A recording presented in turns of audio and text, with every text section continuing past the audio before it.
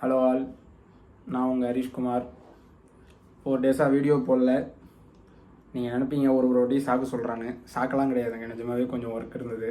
நேற்று கொஞ்சம் மெடிக்கல் ஒர்க்காக வெளில போயிருந்தேன். ஒருத்தரை பார்க்க போயிருந்தேன், எங்கள் சொந்தக்காரங்க. கொஞ்சம் சீரியஸாக இருக்கனால அவரை பார்க்க போயிருந்தோம்.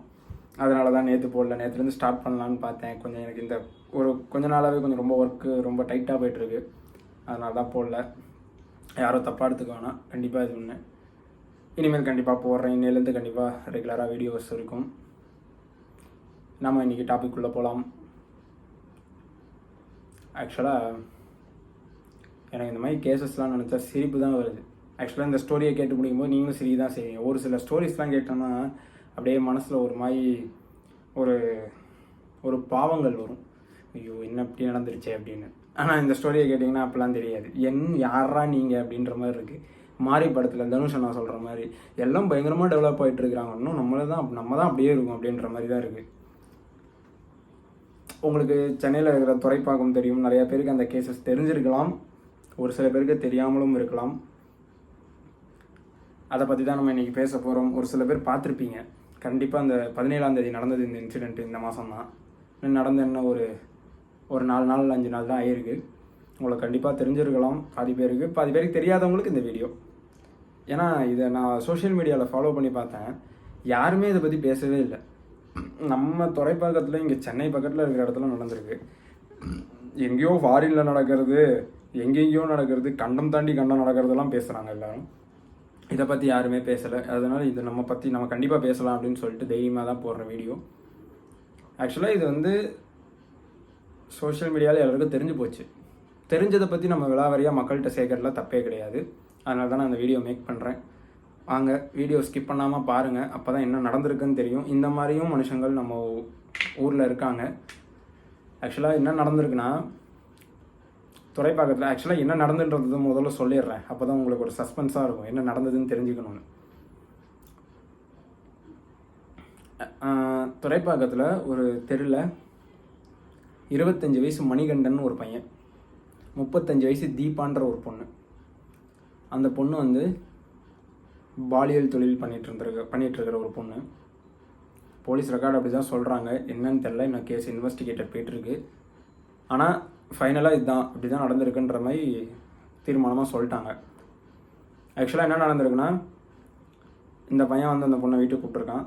வீட்டுக்கு கூப்பிட்டு ஏதோ பிரச்சனை வந்திருக்கு. வாக்குவாதத்தில் அந்த பொண்ணை எப்படியோ கொண்டுட்டான். யார் எனக்கு புரியலைங்க. இவனுங்கெல்லாம் யாருன்னு எனக்கு தெரில. எப்படி இதெல்லாம் தோணுதுன்னு தெரில.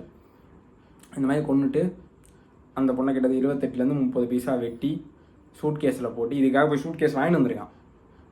நல்லா தெரிஞ்சுக்கும், இதுக்காக போய் வாங்கிட்டு வந்திருக்கான் காசு செலவு பண்ணி. 3500 4000 இருக்கும் எனக்கு தெரிஞ்ச அந்த சூட் கேஸை பார்க்கும்போது. வெட்டி அதை போட்டு காலங்காத்தால கொண்டு போய் ஒரு கன்ஸ்ட்ரக்ஷன் நடக்கிற ஒரு வீட்டுக்கு முன்னாடி வச்சுட்டு வந்துட்டான். வச்சுட்டு போய் தூங்கியிருக்கான்.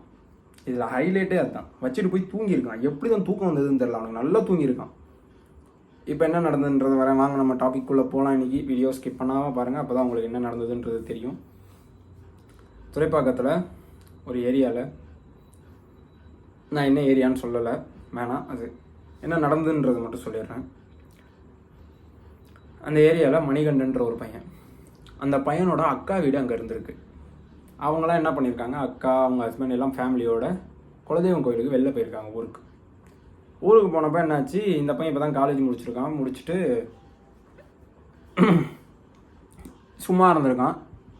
சும்மா இருந்த பையன் என்ன பண்ணியிருக்கான், அவங்க அக்கா நாங்கள் ஒரு வாரம் ஊருக்கு போகிறோம்ப்பா, வீட்டை பத்திரமா பார்த்துக்கோ, நீ வீட்டில் இருந்துக்கோ, நாங்கள் வந்ததுக்கப்புறம் நீ அதுக்கப்புறம் எங்கே வேணால் போய்க்கலாம் அப்படின்னு சொல்லியிருக்காங்க. நம்ம அண்ணாவும் என்ன பண்ணியிருக்காரு, நம்ம தலை சரி ஓகே அப்படின்னு சொல்லிட்டு வீட்டில் தங்கியிருக்காரு. 2 நாள் கழிச்சு என்ன ஆயிருக்கு, அந்த தீபான்ற பொண்ணு சொன்னல 35 வயசு பொண்ணு, அந்த பெண் என்ன பண்ணியிருக்காங்க, அவங்க வீட்டில் இந்த மாதிரி பொய் சொல்லியிருக்காங்கன்ற மாதிரி தான் சோஷியல் மீடியாவில் எல்லாருமே சொல்கிறாங்க. இந்த மாதிரி நான் பார்ட் டைம் ஜாப் ஒர்க் பண்ணுறேன், ஒரு இடத்துல வேலை பார்க்குறேன் மெடிக்கல் ஷாப்பில், இந்த மாதிரி ஏதோ சொல்லியிருக்காங்க. வெளியில் எங்கேயோ மெடிக்கல் ஷாப்லன்னு நான் சொல்லலை, வெளில ஒரு இடத்துல வேலை பார்க்குறேன், நான் நைட்டு வேலையை முடிச்சுட்டு தான் வருவேன்ற மாதிரி சொல்லியிருக்காங்க. அவங்க யாருக்கும் தெரியாது இந்த மாதிரி பாலியல் தொழில் பண்ணுறாங்க அப்படின்னு. அப்போ என்ன ஆயிருக்கு, இந்த மணிகண்டன்ற பையன் அவங்கள வீட்டுக்கு கூப்பிட்ருக்கான். ரோட்டில் பார்த்து அவங்களும் வந்திருக்காங்க. எல்லாம் முடிச்சுட்டு அந்த வேலைகளை முடிச்சுட்டு அதுக்கப்புறம் பணம். இதில் மெயினான சர்க்கிள் பண்ணுற இடம் பணம். அந்த பணத்தை கொடுத்துருந்தானே இந்த பிரச்சனையே இருந்திருக்காது. அந்த பணம் கேட்டிருக்காங்க, கொஞ்சம் எக்ஸ்ட்ரா கேட்டதுனால என்ன ஆயிருக்குன்னா, இவனுக்கு கோவம் ஆத்திரம் அடைஞ்சு இவன் என்ன பண்ணியிருக்கான், அவங்கள எப்படியோ கொண்டுட்டான். அந்த பணத்தை கொடுத்துருந்தானே இந்த இன்சிடெண்ட் அவனுக்கும் ஒன்றும் பிரச்சனை இல்லை, அவங்களுக்கும் பிரச்சனை இல்லை, அவங்க வேலையை பார்த்துட்டு போயிருந்துருக்கலாம். இப்போது அந்த பையனோட வாழ்க்கையே போச்சு. தப்பு பண்ணது தப்பு தான், இருந்தாலும் பணத்தை கொடுத்துருந்தானே இந்த பிரச்சனையே இருந்திருக்காதுல்ல. நான் சொல்கிறது புரியுதா? இந்த பணத்தை கொடுத்துருந்தானே இந்த பிரச்சனையே இருந்திருக்காது. பணம்ன்ற ஒரு சின்ன விஷயத்துக்குனால இது இவ்வளோ பெரிய இன்சிடென்ட் நடந்திருக்கு. அந்த பொண்ணு வாழ்க்கையும் போச்சு, அந்த பையன் வாழ்க்கையும் போச்சு. பெற்றவங்களாம் அடிச்சுன்னு வாயில் வயிற்றில் அடிச்சுன்னு அழுவாங்க. இதெல்லாம் அந்த பையன் யோசிக்கணும்னு வச்சுக்கோங்க. ரெண்டாவது ஏதோ ஆத்திரத்தில் பண்ணிட்டான். பண்ணதுக்கப்புறம் என்ன பண்ணியிருக்கான், எப்படியோ கொண்டுட்டான். பாடி எப்படி டிஸ்போஸ் பண்ணுறதுன்னு தெரில. பண்ணதை பண்ணிட்டான், எப்படி பண்ணுறதுன்னு தெரில. அதுக்கப்புறம் என்ன பண்ணியிருக்கான், உட்காந்து சைக்கோ த்ரில்லர்ஸ் படமாக பார்த்துருக்கான். இந்த கொலை பண்ணி வெட்டி தூக்கி போடுறது, புதைக்கிறது, வெட்டுறது, கையை காலை தனியாக எடுக்கிறது, இந்த மாதிரி படமாக பார்த்துருக்கான். நான் என்னோடய ஃபஸ்ட்டு இன்ட்ரடியூசிங் வீடியோவில் போய் பார்த்தீங்கன்னா தெரியும், நானும் சொல்லியிருப்பேன் எனக்கு இந்த மாதிரி சைக்கோ த்ரில்லர்ஸ் படம் தான் ரொம்ப பிடிக்கும்னா. அதுக்கு நான் அப்படி கிடையாது, அவ்வளோ அந்த படம் தெரியாதீங்க, நான் அப்படி கிடையாது. இந்த மாதிரி பார்த்துருக்கான். பார்த்த உடனே என்ன ஆயிருக்கு, பார்த்து முடிச்சிட்டான். உட்காந்து போட்டு கூறு போட்டிருக்கான் உடம்பு ஃபுல்லாக. எப்படி இது பண்ணானுன்னு தெரில. அவன் மைண்ட் செட் எப்படி இருந்திருக்குன்னு யோசிச்சு பாருங்கள். அந்த இதில் ஏதோ ஒன்று பண்ணி இந்த இதை டிஸ்போஸ் பண்ணிடணும், நம்ம மாட்டிக்க கூடாதுன்னு. இவனுக்கு தெரில, நம்ம தமிழ்நாடு போலீஸ் காவல்துறை கண்டிப்பாக பிடிச்சிருவாங்கன்னு இவனுக்கு தெரியல போல இருக்குது. இத்தனைக்கும் காலேஜ் படித்த பையன், சின்ன பையன் கூட கிடையாது. கண்டிப்பாக அறிவு இருந்திருக்கும், யோசிக்கவே இல்லை. நம்ம போலீஸ்க்கு என்ன பண்ணுவாங்கன்னா, எங்கே நீ எந்த கண்டம் தாண்டி கண்டம் கூட திருப்பி தூக்கிட்டு வந்துடலான்னு சொல்லிட்டு போய் தூக்கின்னு வந்துடுவாங்க. அது இவனுக்கு தெரில பாவம் அந்த பையனுக்கு. சரி ஓகே விடுங்க, அதான் அந்த பையனோட தலையெழுத்து. அந்த மாதிரி சாக் பண்ணி அந்த உடம்பு என்ன பண்ணுறதுன்னு தெரில. அதுக்கப்புறம் ஏதோ ஒரு படத்தில் பார்த்துருக்கான் போல இருக்குது, சூட் கேஸில் வச்சு டிஸ்போஸ் பண்ணுறது. கண்டிப்பாக எனக்கு தெரிஞ்சு இந்த படத்தில் தான் பார்த்துருப்பான், இல்லைனா இவ்வளோ கரெக்டாக பண்ணியிருக்க மாட்டான். என்ன பண்ணியிருக்கான், இன்னொன்று ஒரு விஷயம் வந்திருக்கு, அதை நான் அப்புறமா சொல்கிறேன். என்ன பண்ணிட்டான்னு சொல்லிட்டு அதுக்கப்புறம் இதை பாடியில் இருக்கிற ஒரு இதை என்ன பண்ணியிருக்கான்னு சொல்கிறேன். இதை அவங்க வீட்டு ஸ்ட்ரீட்லேருந்து எண்டில் ஒரு பேக் கடை இருக்குது. அங்கே போய்ட்டு என்ன பண்ணியிருக்கான், போயிட்டு ஒரு சூட் கேஸ் இதுக்காக வாங்கிட்டு வந்திருக்கான். எப்படி பாருங்கள், இதுக்காக போய் இந்த உடம்பெல்லாம் போட்டு டிஸ்போஸ் பண்ணுறதுக்காக ஒரு சூட் கேஸ் வாங்கி வந்திருக்கான். எனக்கு தெரிஞ்சு அந்த சூட் கேஸை பார்த்தேன். அந்த சூட் கேஸில் எனக்கு தெரிஞ்சு ஒரு 5 பேர் துணியை வச்சுட்டு ஊருக்கே போயிடலாம் ஒரு ஃபேமிலி. அவ்வளோ பெரிய சூட் கேஸு. அதை வாங்கிட்டு வந்துட்டு அதுக்குள்ளே இந்த உடம்பு வெட்டின பாடி பார்ட்ஸ் எல்லாம் போட்டு அதை கொண்டு போய் என்ன பண்ணியிருக்கான், பண்ணது தான் பண்ணான். அதை ஒழுங்காக டிஸ்போஸ் பண்ணியிருக்கலாமா, அதுவும் பண்ணலை. நேராக கொண்டு போய் என்ன பண்ணிட்டான், நடு ரோட்டில். அது தெரில, கன்ஸ்ட்ரக்ஷன். நீங்கள் துரைபாகம் பார்த்தீங்கன்னு வச்சுக்கோங்களேன், நிறைய ஐடி கம்பெனிஸ் இருக்கும். கிட்டத்தட்ட 400ன்ற பாருங்கள், நிறைய ஐடி கம்பெனிஸ் உண்டு துரைப்பாக்கத்தில். அது இந்த பையனுக்கு தெரில போல, புதுசாக வந்திருக்கான் போல அந்த இடத்துக்கு. ஏன்னா ரொம்ப ரிமோட்டான ஏரியா கூட கிடையாது, ரொம்ப ஆக்டிவான இருக்கிற ஏரியா அது. ஈவன் ஆக்சுவலாக இன்னொன்று என்னென்னா, நைட்டே கொண்டு போய் போட்டிருக்க வேண்டியவன் நைட்டு போடல. ஏன்னா நம்ம சென்னை இது தூங்கா நகரம்னு சொல்லுவாங்க நம்ம சென்னையை, யாராவது கண்டிப்பாக பார்த்துருவாங்க அப்படின்றதுனால என்ன பண்ணியிருக்கான், நைட்டு கொண்டு போய் போடல, விடிய காலங்காத்தால் கொண்டு போய் போட்டுக்கலாம் அப்படின்னு சொல்லிட்டு நம்ம தலை அப்படியே யோசிச்சுட்டாரு. அதை என்ன பண்ணியிருக்கான், கொண்டு போய் காலையில் கொண்டு போய் ஒரு கன்ஸ்ட்ரக்ஷன் நடக்கிற இடத்துல வெளியில் வச்சுட்டு வந்துட்டான். தூங்கியிருக்கான். இதில் ஹைலைட்டாக அதை தூங்கியிருக்கான். நம்ம இப்போ வீடியோ ஸ்டார்டிங்கில் சொன்ன மாதிரி தூங்கியிருக்கான்.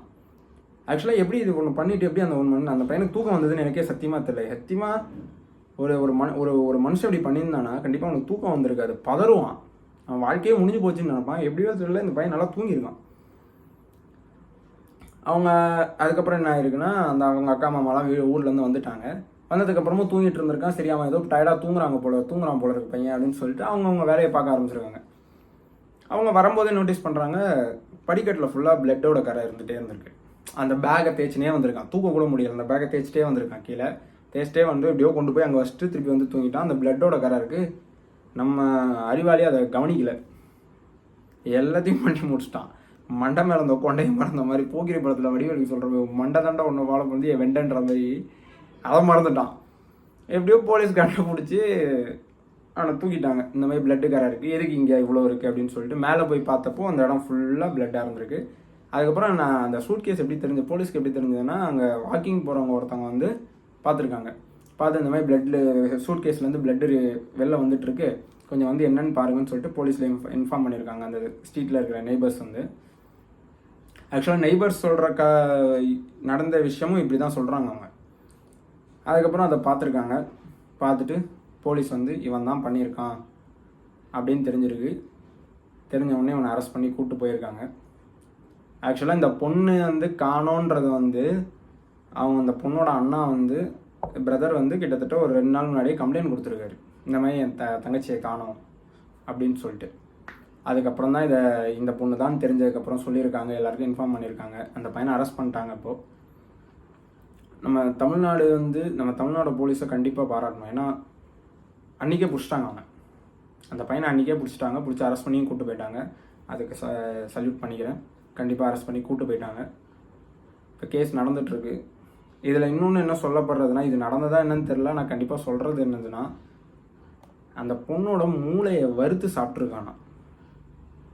எனக்கு எப்படி எடுத்துக்கிறதுன்னு தெரில.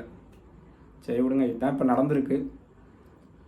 இது வந்து நிறையா பேர் பேசவே இல்லை. நான் சோஷியல் மீடியாவில் பார்த்தேன், யாருமே பேசலை. இது நம்ம கண்டிப்பாக பேசணும் அப்படின்னு சொல்லிட்டு தான் நான் இதை பேசுகிறேன். நிறைய பேருக்கு ஷேர் பண்ணுங்கள். இந்த மாதிரி ஒரு இன்சிடெண்ட்டு நம்ம சென்னையில் நடந்துகிட்ருக்கு. தயவுசெய்து எல்லோரும் கொஞ்சம் நான் யாரையும் குறை சொல்லலை, கொஞ்சம் பசங்களை கொஞ்சம் பார்த்து வளர்க்கணும். இந்த மாதிரி தப்புக்கு போகக்கூடாது. அதை சொல்லி வளங்க. கொஞ்சம் சொல்லி கொடுங்க. சொல்லி வளர்க்கக்கூட வேணாம், சொல்லி கொடுங்க. எடுத்துக்கிறதும் அந்த பையனோட இஷ்டம். சொல்லி கொடுத்து வளர்க்கணும்.